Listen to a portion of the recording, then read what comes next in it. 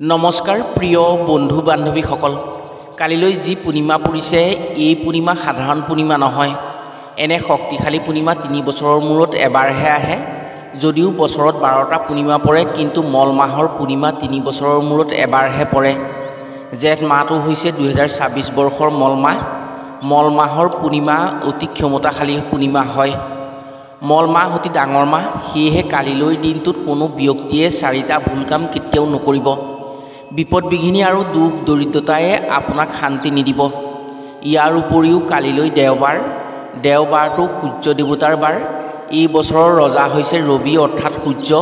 যদি কোনো ব্যক্তিয়ে কালিলৈ সন্ধিয়া অপৰাজিতা ফুলৰ এডাল শিপা আনি এটা কাম কৰি সেই শিপাডাল নিজৰ লগত ৰাখিব পাৰে, তেওঁক শত্ৰুৱে একো ক্ষতি কৰিব নোৱাৰে। তেওঁৰ ওচৰত শত্ৰু সদায় কুকুৰৰ দৰে সেৱ হৈ থাকিব। মল মাহৰ পূৰ্ণিমাত এটা বস্তু যিমান আপোন মানুহে দিলেও খাব নালাগে। শনি গ্ৰহৰ কোপদৃষ্টিত পৰি সৰ্বহাৰা হ'বলগীয়া হয়। যি কৰি হ'লেও মল মাহৰ পূৰ্ণিমাত যদি এটা বস্তু দান কৰিব পাৰে, তেনে আপোনাৰ ক্ষেত্ৰত থকা গ্ৰহৰ বেয়া প্ৰভাৱ দূৰ হৈ জীৱনত চলি থকা সমস্যাসমূহৰ পৰা মুক্ত হ'ব পাৰে। আজিৰ ভিডিঅ'ত আমি আপোনাক জনাম মল মাহৰ পূৰ্ণিমাত কোনসমূহ কাম কৰিব নালাগে, এইদিনা সন্ধিয়া অপৰাজিতা ফুলৰ শিপাৰে কি কাম কৰি ৰাখিব পাৰিলে শত্ৰু বশ হোৱাৰ লগতে শত্ৰুৱে একো অনিষ্ট সাধন কৰিব নোৱাৰে, এইদিনা কি বস্তু দান কৰিলে সৌভাগ্য মুকলি হয়, আৰু কি বস্তু ভুলতো এই দিনটোত খাব নালাগে, যাৰ ফলত নৱগ্ৰহৰ অশুভ প্ৰভাৱ পৰি বিপদ বিঘিনি আৰু অপায় অমংগল হৈ দুখ যান্ত্ৰণা পাবলগীয়া হয়। গতিকে আজিৰ ভিডিঅ'টো প্ৰতিখন ঘৰ আৰু প্ৰতিজন ব্যক্তিৰ উন্নতিৰ বাবে অতি লাগতিয়াল ভিডিঅ'। সেয়েহে যদি ভিডিঅ'টো সম্পূৰ্ণকৈ চাই কথাসমূহ জানি থয়, তেনে আপুনি নিশ্চয় উপকৃত হোৱাৰ সুযোগ পাব। প্ৰিয় বন্ধু বান্ধৱীসকল, কথাসমূহ কোৱাৰ আগতেই আপোনাক এটি সৰু অনুৰোধ জনাওঁ। ভিডিঅ'টো যদি ভাল পায় তেনে এটা লাইক কৰাৰ লগতে কমেণ্ট বক্সত জয় শ্ৰীকৃষ্ণ বুলি লিখিবলৈ কেতিয়াও নাপাহৰিব। আৰু যদি আমাৰ চেনেললৈ প্ৰথম আহিছে তেনে চেনেলটো ছাবস্ক্ৰাইব কৰাৰ লগতে অন্য 10জনে উপকৃত হোৱাকৈ ভিডিঅ'টো শ্বেয়াৰ কৰিবলৈ অনুৰোধ জনালোঁ। মল মাহ হৈছে ডাঙৰ মাহ। মল মাহ প্ৰতি 3 বছৰৰ মূৰে মূৰে পৰে। সূৰ্যৰ বৰ্ষত 365 সমস্ত দুভাগৰ 1 দিন থাকে আৰু চন্দ্ৰৰ বৰ্ষত 354 দিন থাকে। সূৰ্য আৰু চন্দ্ৰৰ বৰ্ষৰ মাজত পাৰ্থক্য হয় 11 দিনৰ। প্ৰতি বছৰৰ মূৰে মূৰে সূৰ্য আৰু চন্দ্ৰৰ বৰ্ষৰ মাজত যি পাৰ্থক্য হোৱা 11 দিন বাঢ়ি থাকে, সেই দিনসমূহ যোগ হৈ 3 বছৰৰ মূৰত এটা মল মাহৰ সৃষ্টি হয়। মল মাহত 2টা অমাৱস্যা পৰে আৰু মল মাহ ডাঙৰ মাহ। এই মাহত পৰা একাদশী, পূৰ্ণিমা আৰু অমাৱস্যাৰ ক্ষমতা অত্যন্ত বেছি। জ্যোতিষশাস্ত্ৰৰ মতে মল মাহত গ্ৰহ নক্ষত্ৰৰ প্ৰভাৱ অতি তীক্ষ্ণ হয়। কালিলৈ দেওবাৰ, মল মাহৰ পূৰ্ণিমা।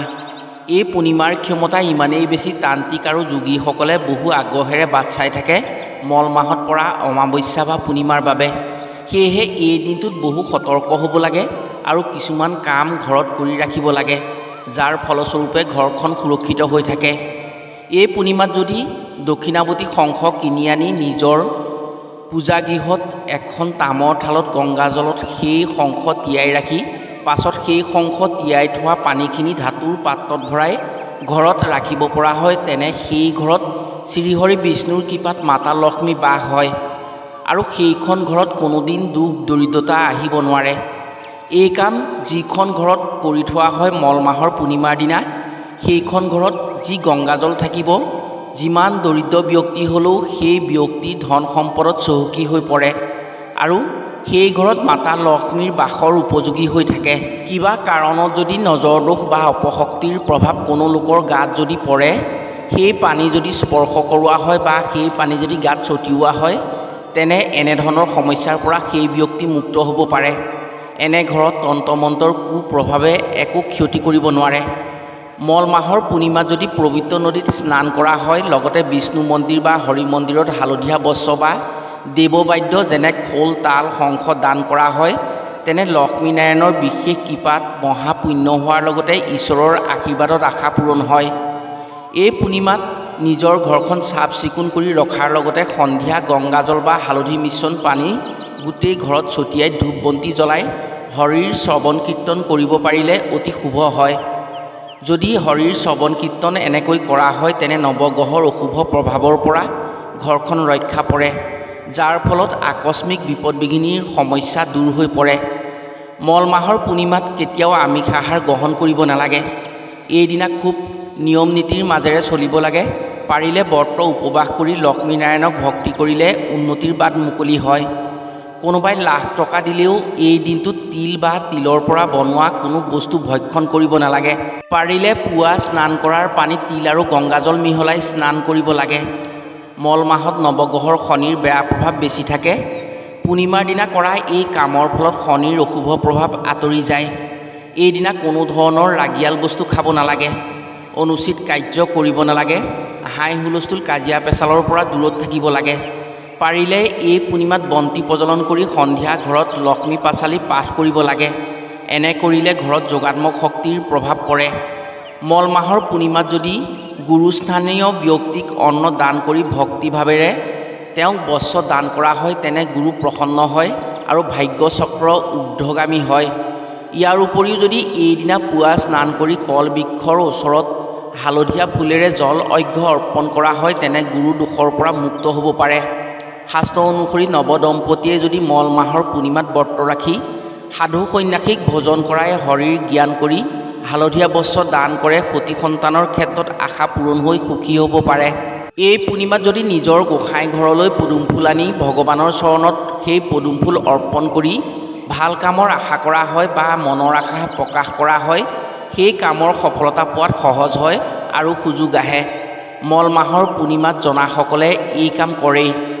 যিসকল লোকৰ বিপদ বিঘিনি বেছি তেওঁলোকে যদি এই পূৰ্ণিমাত জোন ওলোৱাৰ পাছত পানীৰ কাষত এগছি বন্তি জ্বলাই জলৰূপী নাৰায়ণক ভক্তি কৰি সেই বন্তি গছি পানীত উটাই দি বিপদ বিঘিনি আৰু সমস্যাৰ পৰা ৰক্ষা পৰাৰ বা মুক্ত হোৱাৰ কথা ভাবে বা প্ৰকাশ কৰে তেনে সেই সমস্যাৰ পৰা মুক্ত হ'ব পাৰে। বিশেষকৈ যিসকলে ধাৰ ঋণৰ সমস্যাত পৰি থাকে, ধাৰ ঋণৰ সমস্যা যাৰ বেছি তেওঁলোকে যদি এই কাম কৰে ভগৱানৰ কৃপাত সমস্যাৰ পৰা মুক্ত হৈ সুখী হ'ব পাৰে। প্ৰিয় বন্ধু বান্ধৱীসকল, এতিয়া জনোৱা হওক মল মাহৰ পূৰ্ণিমাত অপৰাজিতা ফুলৰ শিপাৰে কি উপায় কৰি থ'ব পাৰিলে পাছত সেই শিপা যদি লগত ৰাখে তেনে শত্ৰু মুক্ত হ'ব পাৰে আৰু সেই শিপাৰ জৰিয়তে শত্ৰু বশ কৰি ৰাখিব পাৰে। শত্ৰু সকলোৰে থাকে, ৰজাৰো থাকে, প্ৰজাৰো শত্ৰু থাকে। যেতিয়া কোনো ব্যক্তিৰ উন্নতি বেছি হয় বা সমাজত ভাল কাম কৰে তেতিয়াই সেই ব্যক্তিৰ শত্ৰু বাঢ়ে। শত্ৰুৱে সদায় শত্ৰুতা কৰি তলত ৰাখিব বিচাৰে। আপোনাৰ ক্ষেত্ৰত যদি শত্ৰু আছে, শত্ৰুৱে সঘনাই আপোনাক যদি আমনি কৰি থাকে তেনে কালিলৈ যি পূৰ্ণিমা পৰিব এই পূৰ্ণিমাৰ দিনা এটা উপায় কৰিবলৈ কেতিয়াও নাপাহৰিব। এই উপায়ৰ ফলত শত্ৰুৱে আপোনাক চালাম কৰি চলিবলৈ বাধ্য হ'ব। পূৰ্ণিমাৰ দিনা কৰা এই উপায়ৰ ফলত অকল শত্ৰুৱেই যে বশ হ'ব সেই কথা নহয়, এই উপায় কৰাৰ ফলত আপোনাৰ জয় নিশ্চিত হ'ব। উপায়টো সকলো ধৰণৰ ব্যক্তিয়েই কৰিব পাৰে, পুৰুষ মহিলা বুলি কোনো কথা নাই। এই উপায় যিকোনো লোকেই কৰিব পাৰে। এই উপায় কোনো তান্ত্ৰিক উপায় নহয়, কোনো মন্ত্ৰৰো প্ৰয়োজন নাই। আপুনি হয়তো নীলা অপৰাজিতা ফুলৰ গছ দেখিছে। স্ক্ৰীনত দেখি থকা এই গছজোপাই হৈছে নীলা অপৰাজিতা ফুল। এই ফুল সাধাৰণ ফুল নহয় আৰু এই গছৰ শিপাৰে বহু ডাঙৰ কাম কৰিব পাৰে। এই ফুল সাগৰ মন্থনৰ সময়ত লক্ষ্মী দেৱীৰ উৎপত্তিৰ সময়ত উৎপত্তি হৈছিল। সেয়েহে এই ফুলক দেৱী শক্তিৰ ফুল বুলি ধৰা হয় আৰু দেৱী পূজাত এই ফুল ব্যৱহাৰ কৰা হয়। এই গছৰ কিছুমান ঐশ্বৰিক গুণ আছে। অপৰাজিতা ফুলক দেৱী আদি শক্তিৰ প্ৰিয় ফুল বুলি ধৰা হয়। সময় অনুসৰি এই ফুলেৰে কৰা উপায়ৰ ফলপ্ৰাপ্তি নোহোৱাকৈ কেতিয়াও নাথাকে। পূৰ্ণিমাৰ দিনা সন্ধিয়া স্নান কৰিব। স্নান কৰি অপৰাজিতা ফুলৰ ওচৰলৈ যাব আৰু দেৱী মাতাক স্মৰণ কৰি সেই গছৰ পৰা যে আপুনি এডাল শিপা উপায় কৰিবৰ বাবে আনিব সেই কথা জনাব। ইয়াৰ পিছত অপৰাজিতা ফুলৰ দক্ষিণ দিশৰ এডাল শিপা একে উশাহতে আপুনি কাটি লৈ আনিব। ঘৰলৈ আহি সেইডাল আপুনি গংগা জলেৰে ধুব আৰু দেৱী মাতাৰ নাম স্মৰণ কৰি সেই শিপাডালত অকণমান ৰঙা চন্দনৰ গুৰি বা সেন্দুৰ সানি কোনো দেৱী মূৰ্তি বা ফটোৰ ওচৰত ৰাখি থ'ব। লক্ষ্মী দেৱী, দুৰ্গা দেৱী, সৰস্বতী দেৱী যিকোনো দেৱীৰ চৰণত পূৰ্ণিমাৰ দিনা ৰাতিটো থাকিবলৈ দিব। পিছদিনা পুৱা স্নান কৰি সেই শিপাডাল পুৰুষে সোঁ হাতত আৰু মহিলাই বাওঁ হাতত এডাল ৰঙা সূতাৰে বান্ধি থ'ব। মল মাহৰ পূৰ্ণিমাত যদি শুদ্ধ মনেৰে এই কাম আপুনি কৰিব পাৰে, সেই শিপাডাল নিজৰ শৰীৰত ধাৰণ কৰিব পাৰে তেনে সেই শিপাডালেৰে আপোনাৰ শৰীৰত অক্ষয় কবজৰ দৰে কাম কৰিব। সেইডাল আপোনাৰ লগত থকা পৰ্যন্ত আপোনাক কোনেও একো অপকাৰ কৰিব নোৱাৰে। শত্ৰু মিত্ৰ সকলোৱে আপোনাক চালাম কৰি চলিব। প্ৰিয় বন্ধু বান্ধৱীসকল, মল মাহৰ পূৰ্ণিমাত যদি শুদ্ধভাৱে এই কাম কৰি ল'ব পাৰে, তেনে আপুনি যিমান ভয় লগা ঠাইলৈ নাযাওক কিয়, দেৱী শক্তিৰ প্ৰভাৱত আপোনাৰ জয় নিশ্চিত হ'ব। বিপদৰ পৰা আপুনি ৰক্ষা পৰিব। আশা কৰিছোঁ এইসমূহ কাম কৰি নিশ্চয় উপকৃত হ'ব পাৰিব। আজিলৈ ভিডিঅ'টো ইমানতে সামৰিছোঁ। পুনৰ অন্য এটি ভিডিঅ'ৰ জৰিয়তে লগ পোৱাৰ আশাৰে আজিলৈ আহোঁ। সকলো ভালে থাকক, সুস্থ থাকক। ধন্যবাদ।